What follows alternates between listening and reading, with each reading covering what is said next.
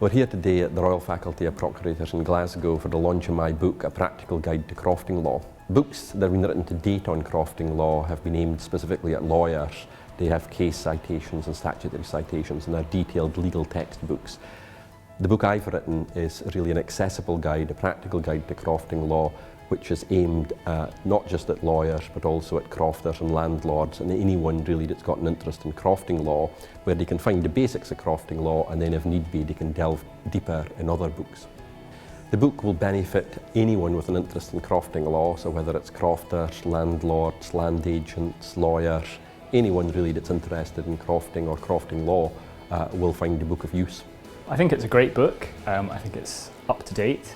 It's very concise, and I think importantly it's accessible for not just practitioners but anybody that deals with crofting and crofting law.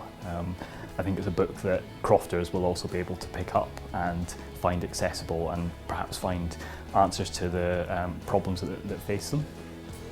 I found the book very easy to read.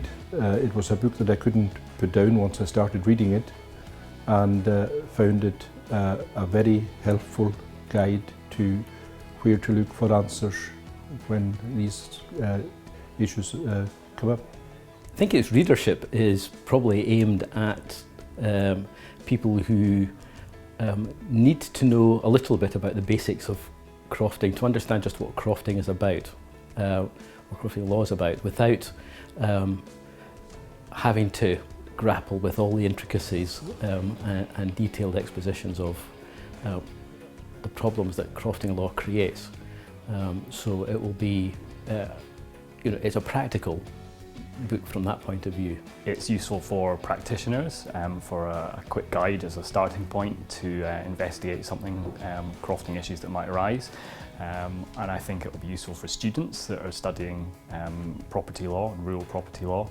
But also, as I said before, crofters, I think they'll be able to, for the first time, they've got a book perhaps that they can pick up and understand. A croft has been described as an area of land surrounded by a sea of legislation. When the Rural Affairs, Climate Change and Environment Committee of the Scottish Parliament were taking evidence in 2015 on the Scottish Government's amendments to the crofting community right to buy at stage 2 of the Community Empowerment Scotland Bill, this description was elaborated on by some of the participants. When introducing themselves at the outset, the late Alex Ferguson said, "I am the MSP for Galloway and Western Fries, and crofting law is a complete mystery to me." Then after some discussion on the definition of crofting community, Alex Ferguson said, "That is me. I am exhausted."